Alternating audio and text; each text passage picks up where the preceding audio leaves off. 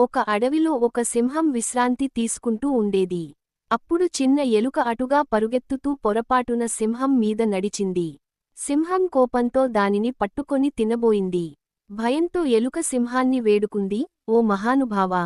దయచేసి నన్ను విడిచిపెట్టండి. నేను ఏదో ఒక రోజు మీకు సహాయం చేయగలను. సింహం నవ్వి, నీలాంటి చిన్నదానికి నన్ను ఆదుకునే శక్తి ఉందా? అంటూ ఎలుకను విడిచిపెట్టింది. కొన్ని రోజుల తరువాత సింహం వేటగాళ్ల బలమైన బంధంలో చిక్కుకుంది. అది బయట పడేందుకు ఎంత ప్రయత్నించినా విఫలం అయింది. అప్పుడు ఆ ఎలుక పరుగెత్తుకుంటూ వచ్చి తన చిన్నపాటి పదునైన పళ్లతో బంధాన్ని కొరికి సింహాన్ని విడిపించింది. సింహం ఆశ్చర్యపోయి, నిజంగా, చిన్న సహాయం కూడా విలువైనదే అని అన్నది. ఈ కథ యొక్క మర్మం, ఎవరూ చిన్నవారు కాదు. మంచి మనసుతో చేసిన సహాయం ఎప్పుడైనా తిరిగి ఉపయోగపడుతుంది.